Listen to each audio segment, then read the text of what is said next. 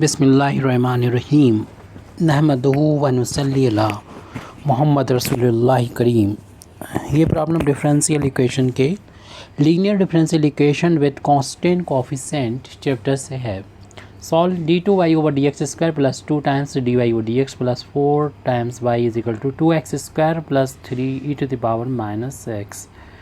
تو سب سے پہلے تو ہم یہاں پر d/dx کی جگہ پر d لکھ دیں گے, اور جو سیکنڈ ڈیریویٹیو ہے d2/dx², تو اس کی یہاں پر ہم d² لکھ دیں گے. تو ہمارا ڈفرینشیل ایکویشن پہلے آپ سولوشن میں یہ لکھ دیجئے گا. اس کے بعد ہم اگلے اسٹیپ میں یہ لکھیں گے, اسے d² لکھ دیں گے, d² بن جائے گا پلس 2 dy ہو جائے گا پلس کا 4y, رائٹ ہینڈ سائڈ میں 2x² پلس کا 3e⁻x. رائٹ ہینڈ سائڈ میں y کو باہر لے لیں گے تو ہمارے پاس بچے گا d² پلس کا 2d پلس کا 4, y از اکول ٹو آ جائے گا 2x² اور پلس کا 3e⁻x. اب اس ڈفرینشیل ایکویشن کو جب سالو کریں گے تو ہمیں ملے گا کمپلیمنٹری فنکشن پہلے فائنڈ کرنا ہوگا, اس کے بعد پرٹیکولر انٹیگرل, دونوں کو ایڈ کر دیں گے ہمیں سولوشن یہ مل جائے گا. اس طریقے سے ہمیں کرنا ہوگا, لیکن سب سے پہلے کمپلیمنٹری فنکشن ہمیں فائنڈ کرنا ہے. کیسے فائنڈ کریں گے؟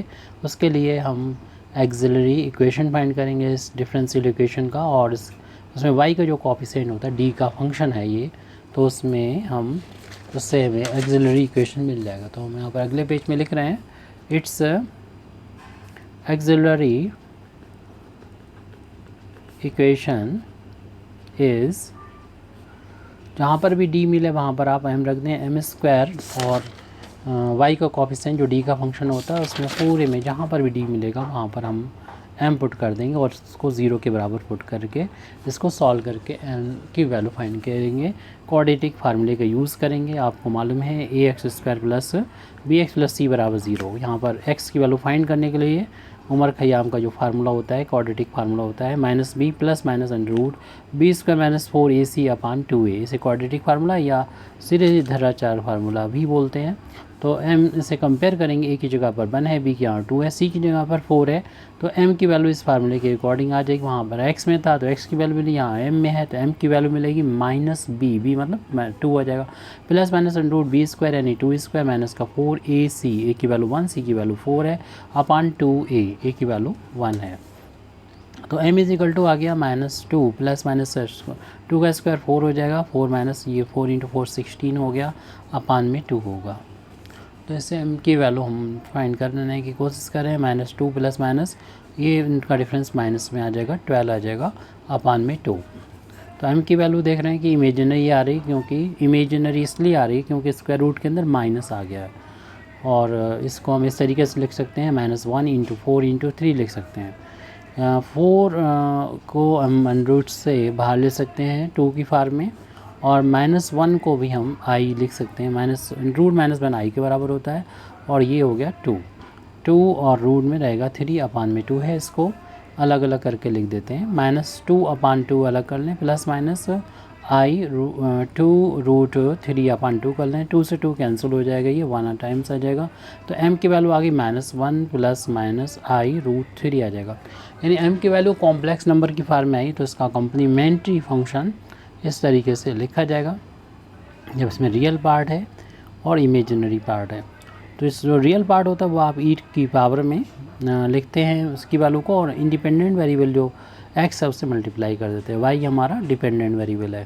اس کے بعد بریکٹ میں لکھتے ہیں cos آف, پھر i کا جو کوفیشینٹ ہے √3, اور پلس یہاں پر لکھیں گے c1 cos √3, اس میں انڈیپینڈنٹ ویریبل کا انٹو کریں گے, پھر لکھیں گے c2, اور یہاں پر آ جائے گا sin √3, پھر بعد میں یہ والی ویلو ایسے رہے گی, √3x آ جائے گا. اس طریقے سے ہم نے کمپلیمنٹری فنکشن یہاں پر فائنڈ کر لیا ہے. e کی پاور 1 × x ہوتا ہے, یعنی -x آ گیا, اور c1 cos √3x پلس کا c2 sin √3x. تو ہم نے کمپلیمنٹری فنکشن فائنڈ کر لیا ہے. اب اس کے بعد پرٹیکولر انٹیگرل کی ویلو کو فائنڈ کرنا ہے.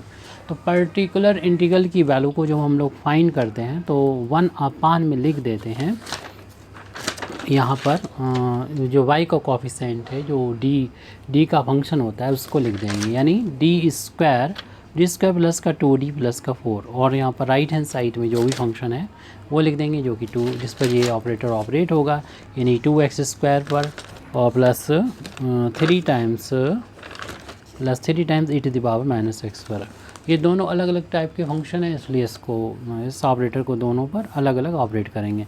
जब इस पे ऑपरेट कर जाएंगे तो 2 कांस्टेंट है, इसे हम बाहर लिख लेंगे ऑपरेटर के 1/d² प्लस का 2d प्लस 4, ये इसी पर ऑपरेट होगा यानी एक्स स्क्वायर पर। प्लस इसी तरीके जब इस पर ऑपरेट करने का 3 कांस्टेंट है बाहर ले लेंगे तो 1/d² प्लस का 2d प्लस 4 और यहाँ पर ई की पावर माइनस एक्स पर ऑपरेट हो जाएगी। क्योंकि ये पॉलिनोमियल है तो इसको बाइनोमियल बना देंगे।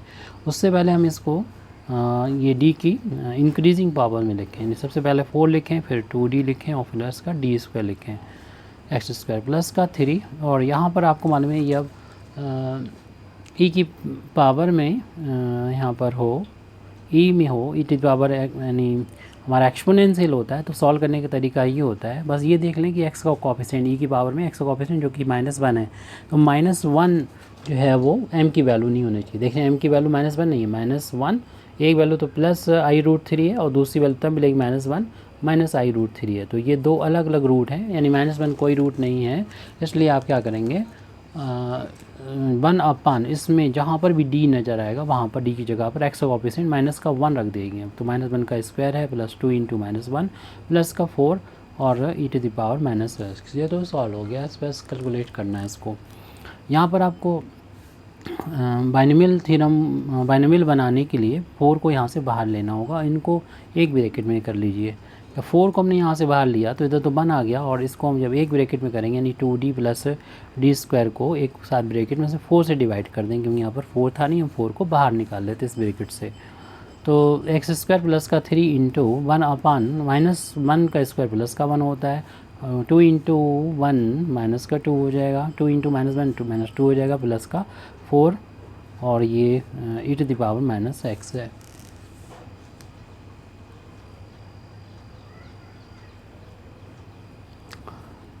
ये 4 कैंसिल हो जाएगा 2 से, तो 2 × 4 ये आ जाएगा 1/2 हो जाएगा यहाँ पर। और इस ब्रैकेट को जब हम न्यूमरेटर में ले जाएंगे तो होल पावर इसकी अभी तो नहीं दिखाई पड़ रही, तो 1 है, तो जब न्यूमरेटर में जाएंगे -1 हो जाएगी। तो 1 + 2d प्लस d²/4 की जो पावर है वो हो जाएगी होल पावर -1 हो जाएगी। और यहाँ पर फिर हम बाइनोमियल थ्योरम को अप्लाई करेंगे। इस तरफ ये वाला टर्म चल रहा है, तो इसमें प्लस के 1 आए हैं, 4 हैं, तो 5 हो जाएंगे, माइनस का 2 है और ई टू द पावर माइनस का x लिख दें। यहाँ पर हम बाइनोमियल थ्योरम फाइंड करेंगे, ये पर्टिकुलर इंटीग्रल की वैल्यू चल रही है। बाइनोमियल थ्योरम होती है 1 + x to the power n होता है, इसका एक्सपेंशन होता है 1 + nx + n(n-1)/(2) x² plus and so on to infinity, ये हुआ करता है। इसको हम लोग करेंगे, इसमें एक्सपेंशन जब करेंगे इसको x मानते हुए इसको n मानते हुए, तो पर्टिकुलर इंटीग्रल की वैल्यू हो जाएगी 1/2 1 + n x की जगह पर 2d प्लस d²/4। कम से कम उन टर्म्स को लिखना होगा जिसमें d की पावर 2 आती हो, क्योंकि 2 से ज़्यादा अगर d की पावर होगी तो वो 0 हो जाएगा। डिफ्रेंसीशन d का मतलब डिफ्रेंसीशन करना x के रिस्पेक्ट में, तो अगला टर्म ही काफ़ी होगा। यानी ये इसमें क्या होता है n-1 अपान में फैक्टोरियल 2 x² x मतलब यहाँ पर 2d प्लस d² अपान में 4 और उसका हमें स्क्वायर करना होगा। Plus and so on number of term तो इनफाइनाइट होंगे, लेकिन हमें ये एंड सॉन करके लिख देना है, x² पर ऑपरेट होगा। ये वाला टर्म चल रहा था, प्लस का 3 था और ये 1 अपान में डिनोमिनेटर में भी ये 3 बचाने का डिफरेंस इनटू में है ई टू द पावर -x। ये 3 से 3 कैंसिल, 3 इसीलिए दे रखे थे ताकि कैंसिल हो जाए। तो ये पर्टिकुलर इंटीग्रल के बराबर वैल्यू चल रही है 1/2 और 1, ये प्लस माइनस के इंटू माइनस का हो जाएगा। और इससे हम 1/4 को इसके नीचे लिख दें, यानी 1/4 कर दिया, और ये 2d प्लस का d² को अलग करके लिख दिया। और ये भी हम लोग डायरेक्ट भी कर सकते हैं, कैंसिल हो जाएगा क्योंकि ये -1 है और ये माइनस का 1 - 1 माइनस का 2 हो जाएगा। अपान में फैक्टर 2 की वैल्यू भी 1 × 2 होती है, इसका होल अब स्क्वायर ओपन कर दिए क्योंकि कुछ टर्म इसमें हमें ज़रूरत है। इसका जब स्क्वायर करेंगे तो 4d² होगा, इसी टर्म की ज़रूरत होगी। और इसका जब स्क्वायर करेंगे तो d की पावर हो जाएगी 4 हो जाएगी, और दोनों के इंटू का ट्वाइस करेंगे तो 4d³ हो जाएगा। तो इसकी भी ज़रूरत नहीं है ना इसकी ज़रूरत है, सिर्फ इस वाले टर्म की हमें ज़रूरत है। और ये 4 का जब स्क्वायर करेंगे तो ये 16 हो जाएगा। और टर्म आएंगे लेकिन पर ये ऑपरेटर ऑपरेट होगा x² पर, तो वो 0 कर देगा, इसलिए इसे लिखना ज़रूरी नहीं है, एंड ऑन कर दिए, अगली स्टेप में 0 कर दिया जाएगा।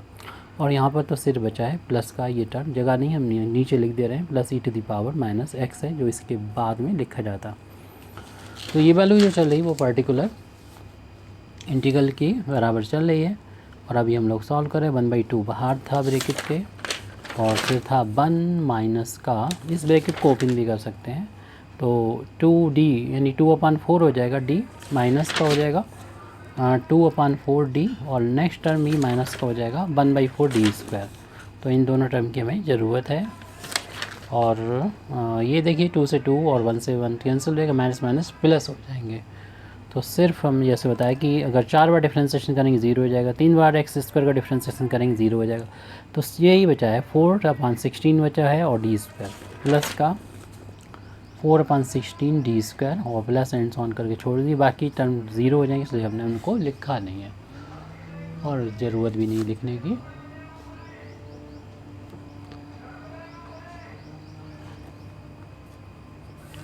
تو 1/2 اب جو لائک ٹرم ہوں گے انہیں ہم کلیکٹ بھی کر لیں گے. 1 مائنس یہ کینسل ہو جائے گا 2 سے 4 2 ٹائمس، تو 1/2 بچا، اوپر 1 نیچے 2، 1/2 آ جائے گا d. اور دیکھیے d² والے یہ 2 ٹائم، اس سے پہلے ہم کینسل کر سکتے ہیں 4 کو، یہ 4 ٹائمس ہو جائے گا 1/4². لیکن ہم دیکھ رہے ہیں کہ مائنس کا 1/4d² اور پلس کا ہی 1/4d² ہے، تو یہ ٹرم آپ ہی ایک دوسرے کو کینسل کر رہے ہیں. تو پھر ہمارے پاس یہ 2 ٹرم ہی بچیں گے جس پر جو آپریٹ ہوں گے x² پر، یعنی 1 مائنس 1/2d. اور بھی ٹرم ہوں گے اینڈ آن کر دیے پلس کرتے ہوئے، لیکن وہ سب 0 ہو جائیں گے. اب اس کو اندر ہم لے کے آتے ہیں تو x² 1 پر آ جائے گا، minus 1/2 into d into x²، اور باقی سب ٹرم 0 0 ہو جائیں گے تو انہیں لکھنے کی ضرورت نہیں ہے.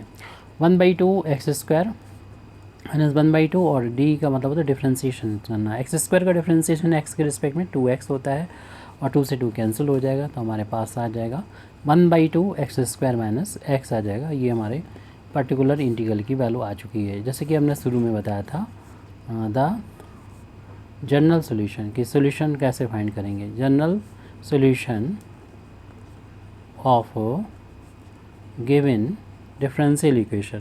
جنرل سولیوشن اس سولیوشن کو کہتے ہیں جب جتنے ہی آرڈر کا ڈفرینشیل ایکویشن ہوتا ہے اتنے ہی ہمارے آربیٹری کانسٹنٹ یعنی کانسٹنٹ آف انٹیگریشن C1 اور C2 2 ہیں. تو وہ کمپلیمنٹری فنکشن میں ہم لوگوں نے فائنڈ کیا تھا اس کی ویلو e⁻⁻x اور یہ بریکٹ میں C1 cos of √3x plus کا C2 سائن آف √3x.